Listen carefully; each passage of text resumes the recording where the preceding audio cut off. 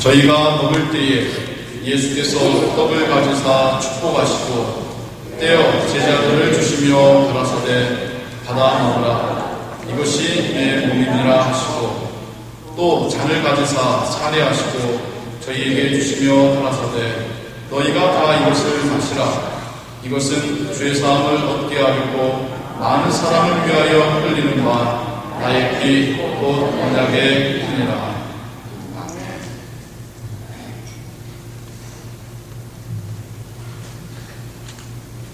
제가 어떤 목사님의 소개 가운데서 들었던 이야기 몇 건이 좀 재미있는 이야기여서 여러분과 함께 나누고자 가져왔습니다.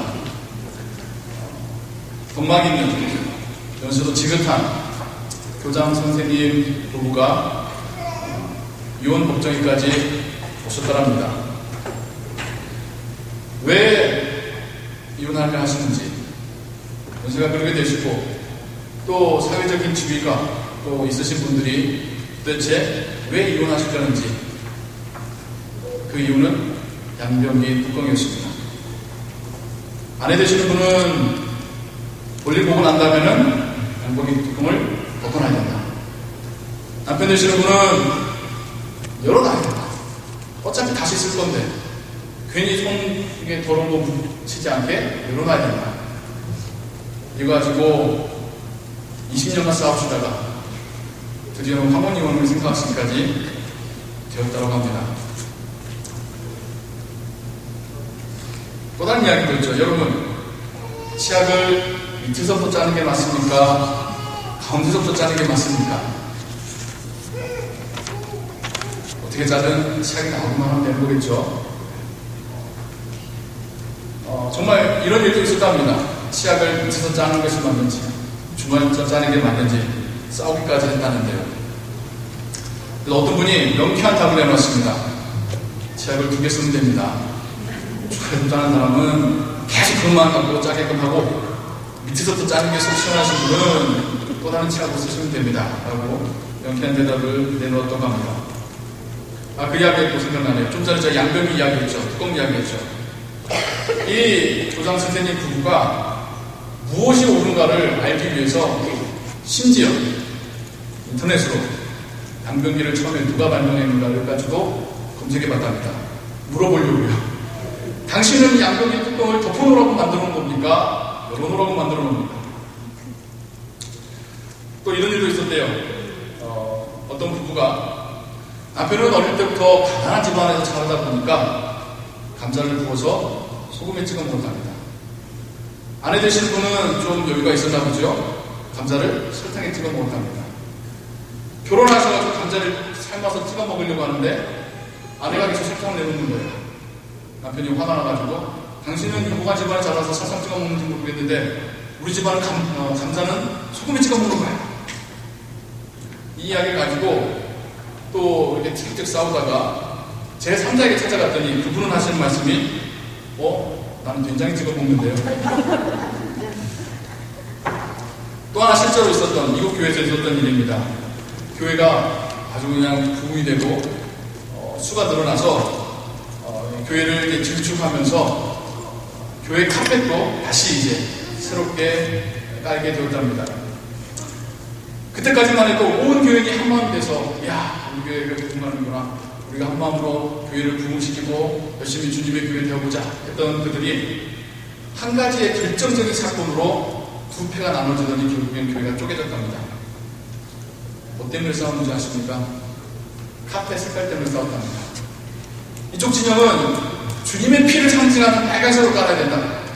반대 진영은 푸른 초장을 상징하는 녹색으로 깔아야 된다. 양보가 안 되더래요. 실제 미국에서 있었던 일입니다. 그래서 결국에는 빨간 카펫을 주장하는 파와 파란 카펫을 주장하는 파가 갈라져서 각각 따로 분리 개척됐다는 그런 이야기도 있습니다. 자, 별거 아닌 것 같고 목숨 거는 그게 또 우리의 모습이고 합니다. 우리가 오늘은 성만찬을 함께 대할 텐데요.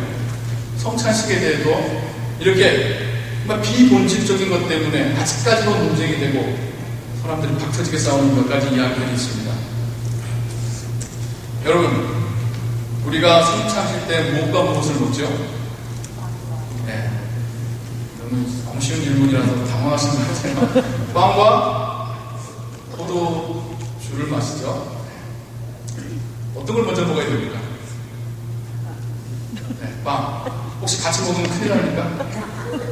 어떤 분들은 큰일 난다고 그래요. 그 순서를 지켜야 된다고. 빵 먹고 다 먹은 다음에 포도주를 먹어야지만 이게 올바로 된 성찬식이다. 이걸 미국 교회는 요즘에는 수가 많은 데는요, 일회용 그 포도주나 포도주스가 담긴 일회용 컵하고 조그만 빵하고 동시에 나눠주거든요. 이게 하나의 팩에 담겨져 있습니다. 위생상의 문제도 있지만 뭐 1000명 넘어가면 그걸 이렇게 만들 수가 없으니까요. 그거는 잘못된 성찬이라고도 말하는 그런 분도 있습니다. 또 이야기를 기다려주세요. 포도주로만 해야 된다. 포도주스는 안 된다. 우리에게는 포도주스입니다.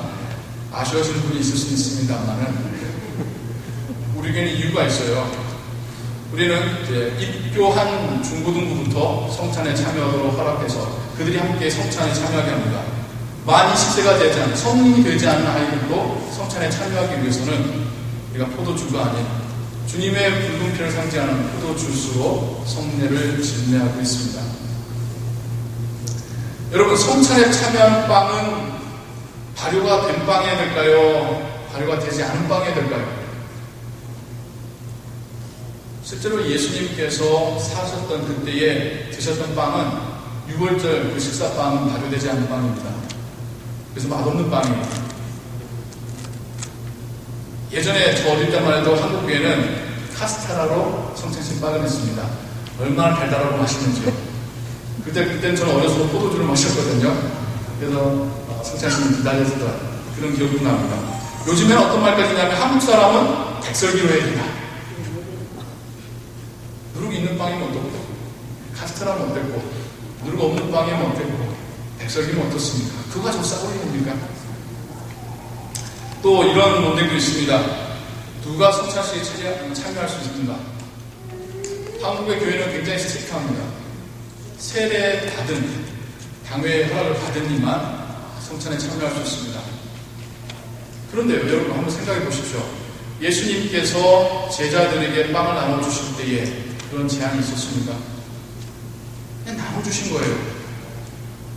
여기서 나와 함께 세례받은 사람, 나한테 세례받은 사람은 먹어야 돼? 아니라 그냥 빵 나눠주시고 포도주 나눠주신 거예요. 식사로 나눠주신 거예요. 왜 이것을 예식화하고 형식화하고 규정으로 지나면서 만들어가면서 비본질적인 것으로 우리가 마음을 뺏겨서 진짜 중요한 본질적인 의미를 놓치고 있느냐는 겁니다. 양변기 뚜껑을 열어놓을 수도 있고 닫아놓을 수 있듯이 치약을 중간부터 짜도 되고 끝부터 짜도 될 수도 있듯이 교회 카펫은 깨끗하면 되는 듯이 성찬에서도 정말 중요한 본질이 무엇인가를 우리가 알아야 할 것입니다. 성찬식의 오늘 본질은 무엇인가? 제가 여러분하고 오늘 성찬을 또한 함께 대하면서 같이 생각해 보고자 말씀을 준비했습니다. 예수님께서 제자들과 하셨던 성만찬은 우리 좀 단어 풀이부터 좀 했으면 좋겠어요. 우리는 이제 홀리하다는 의미에서 성자를 붙인 거지 그냥 저녁 식사였습니다. 마지막 식사 혹은 저녁 식사, 유월절 식사, 이게 원래의 명칭입니다. 예수님께서 제자들과 하셨던 마지막 식사인데 이게 유월절날 하셨던 식사입니다. 예수님이 그냥 식사를 이때만 하셨느냐? 아닙니다. 제자들과 함께 사역하셨던 3년 동안 항상 제자들과 같이 다니시면서 같이 먹고 같이 주무시고 항상 같이 하셨어요. 식사 이번만 하신 게 아닙니다. 그러나 마지막 식사이기 때문에 의미가 있는 것 같아요. 그런데 또 이게 그만 마지막이냐? 그렇지 않습니다. 여러분, 예수님이 부활하신 이후에 제자들을 만나시며 또 함께 생선도 드시고 떡도 드시고 식사하신 장면이 성경에 나와 있습니다. 그럼 이건 마지막 식사도 아니라는 겁니다. 그럼 도대체 이 식사가 왜 중요한 걸까요? 이 식사를 오늘날 우리는 왜 하고 있는 것일까요? 예수님 여기 안 계시는데도 우리가 그 본질을 알아야 한다는 겁니다. 그걸 알고 성찬에 참여할 때에 하나님의 주시는 은혜를 우리가 받아 누릴 수 있는 것인데 그런 가장 중요한 핵심은 생각하지도 않은 채 그냥 주니까 먹고 목매이니까 포도주스 마시고, 그건 아니라는 것이죠. 예수님께서 이 마지막 식사 자리에 하셨던 선포가 중요합니다. 이게 이 성만찬의 마지막 식사의 핵심입니다. 이제껏 예수님께서 제자들과 함께 식사하시면서 함께 다니시면서 한 번도 하지 않으셨던 중요한 선포를 이 순간에 하십니다. 그것은 바로 자신의 살로 찢겨주시고 자신의 피가 흘려지시면서 이제 하나님의 택하신 백성들의 죄를 용서하시겠다고 하는 예수님의 사역의 최정점에 대한 선포가 이때 이루어지는 것입니다. 우리의 삶에서, 우리의 신앙에서 우리 십자가를 매우 중요하게 여깁니다. 맞습니다. 중요합니다. 십자가는 예수님의 사역의 최종적인 완성입니다. 십자가가 없다면 우리의 죄가 용서받을 수 없습니다. 성만찬은 이 십자가 사역에 대한 예수님의 선포였습니다. 무슨 말인가 하니 예수님께서 십자가에서 죽으시는 그 사건을 우리가 이해하기 위해서는 이것을 선포하셨던 예수님의 성만찬부터 십자가 죽음과 부활까지를 함께 쉬운 말로 패키지로 놓고 생각할 때에 우리가 온전히 이해할 수 있다는 겁니다. 단지 예수님께서 십자가에서 죽으셨다는 것만 가지고는 우리가 올바로 이해하는 것이 아니라는 거예요.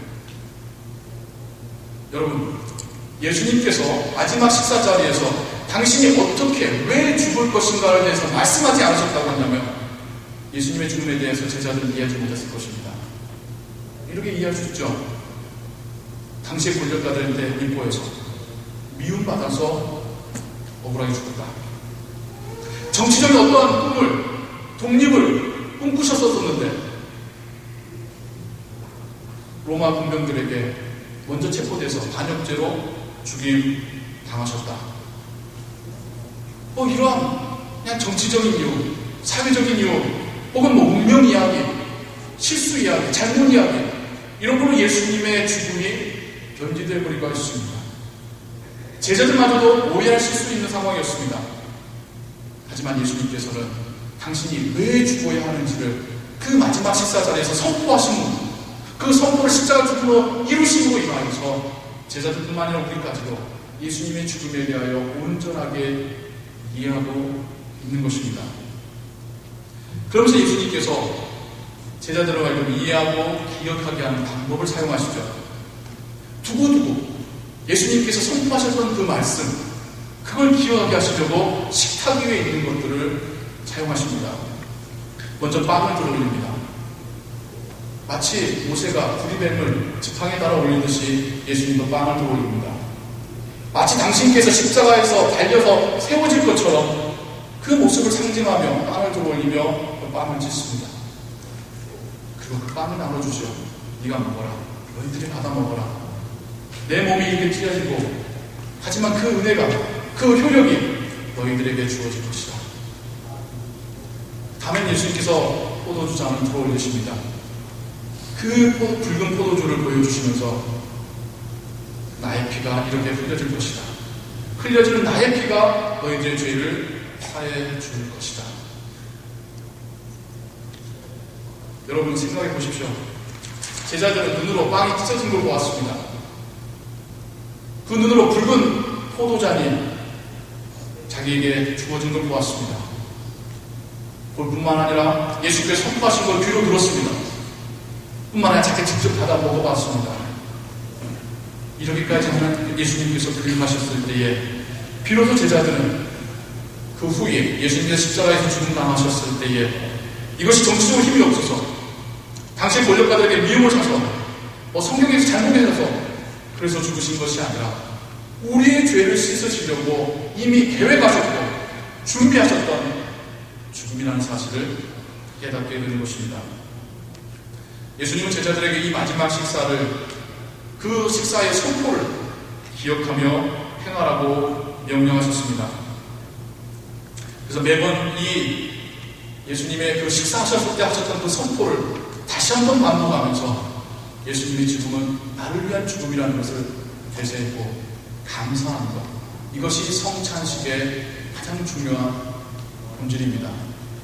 빵의 맛이 중요한 것이 아니라, 포도주스의 맛이 중요한 것이 아니라, 주님께서 하셨던 그 선포가 이제 나에게까지 효력이 미친다는 것, 이것이 성찬식에서 중요한 것이죠. 여러분 앞에 나오셔서 그 방법은 이렇게 하고 저렇게 해도 좋습니다. 장로님들이 다 찾아가서 한 분 한 분 서빙하셔도 좋고요. 뭐 한 분한테 주면 그분이 옆에 분한테 이렇게 옮겨주셔도 좋고요. 나와가지고 원을 만들어서 예수님처럼 하셔도 좋고요. 아니면 지금처럼 나오셔서 한 분 한 분 장로님들께 빵과 잔을 받으셔도 좋습니다. 그 방법은 비본질적인 것입니다. 중요한 것은 이 자리에서 선포되었던 예수님의 그 말씀, 나의 살이 찢기고 나의 피가 흘림으로 인하여 너의 죄가 용서받았다고 하는 그 선포가 우리 마음에 다시 되새겨지는 것, 그것이 올바르게 진행되는 성찬식일 줄로 믿습니다. 오늘 우리가 주님의 사과표를 또한 대할 것입니다. 비록 인간인 목사가 여러분 앞에서 빵을 찢고 포도주잔을 들어 올릴 것입니다. 비록 인간인 장로님들이 여러분을 빵과 잔으로 서빙할 것입니다. 하지만 우리가 믿음으로 주님이 주시는 그 선포를 마음에 새기시기 바랍니다. 믿음으로 지금도 주님은 나에게 이걸 주고 계시다라고 하는 믿음으로 받으시기 바랍니다. 그럴 때 우리가 성경 안에서 주님과 하나 되는 그런 은혜가 우리에게 있을 줄로 믿습니다. 기도하겠습니다. 사랑과 은혜 하나님 아버지, 주님께서 십자가에 죽기 그 전날 밤 제자들에게 주님의 살이 찢기고 피가 흘려질 것을 선포하셨습니다. 그리고 주님의 죽음을 보며 제자들은 마침내 이해하게 됩니다. 주님이 왜 죽으셨는지, 그리고 그것이 어떻게 자기들에게 영향을 미치는지 깨닫게 됩니다. 하나님, 이 시간 우리가 또한 성만찬을 함께 대할 것입니다. 우리에게도 주신 주님의 선포로 믿습니다. 우리의 죄로 함께 씻음받았음을 고백합니다. 마치 이 시간 주의 성령이 우리와 함께 하시며 우리에게 빵을 주시고 우리에게 잔을 주시는 그 믿음의 역사가 일어나게 하여 주시옵소서. 예수 그리스도의 이름으로 기도하옵나이다. 아멘.